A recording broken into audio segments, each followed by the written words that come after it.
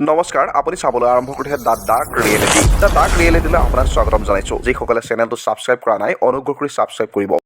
সংস্কৃতি আমাৰ পৰিচয় এক অবিচ্ছেদ্য অংগ, আৰু ই আমাক আনৰ পৰা পৃথক কৰি তোলে। জাতিটোৰ ৰীতি নীতি, পৰম্পৰা, আচাৰ ব্যৱহাৰক গঢ় দিয়ে। প্ৰতিটো সংস্কৃতিয়ে অনন্য আৰু ইয়াৰ নিজস্ব মূল্যবোধ আৰু নীতি নিয়ম আছে, যিবোৰ প্ৰজন্মৰ পিছত প্ৰজন্মই ধৰি বিকশিত আৰু প্ৰচাৰিত হৈ আহিছে।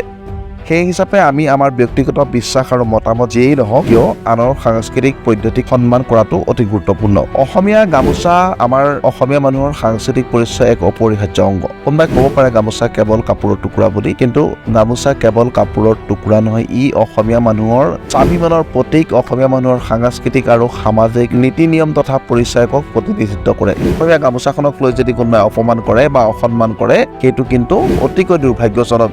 শেহতীয়াকৈ শিলাদিত্যদেৱৰ প্ৰৰোচনাত পৰি বাংলা সাহিত্য সভাই যি কৰ্মকাণ্ড সংঘটিত কৰিলে, নিঃসন্দেহে এয়া এক গৰিহণাৰ যোগ্য। অসমীয়া মানুহৰ সাংস্কৃতিক নীতি নিয়ম আৰু মূল্যবোধৰ স্পষ্ট অপমান।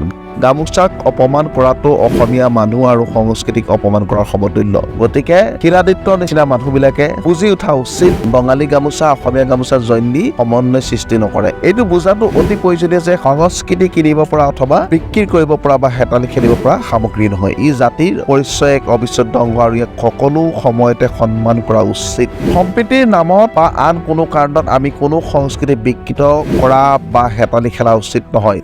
অসমীয়া গামোচাৰ প্ৰতি দেখুওৱা অসন্মানক সাংস্কৃতিক সাম্ৰাজ্যবাদৰ স্পষ্ট নিদৰ্শন। অসমীয়া মানুহৰ সাংস্কৃতিক পৰিচয়ক আধিপত্য বিস্তাৰ আৰু দমন কৰাৰ প্ৰয়াস বুলি ক'লেও অলপো হয়তো ভুল নহ'ব। নিজৰ সংস্কৃতি আনৰ ওপৰত জাপি দি সাংস্কৃতিক পৰিচয় দমন কৰাৰ প্ৰয়াসৰ এয়া হয়তো আৰম্ভণি মাথো। আমি মনত ৰাখিব লাগিব যে সাংস্কৃতিক বৈচিত্ৰ্য আমাৰ পৃথিৱীখন সুন্দৰ আৰু সজীৱ কৰি তুলিছে। প্ৰতিটো সংস্কৃতিৰ কিবা নহয় কিবা এটা অনন্য আৰু মূল্য আছে। ইয়াক আমি সন্মান আৰু শলাগ লোৱা উচিত। সম্প্ৰীতিৰ নামত বিকৃত নকৰিব।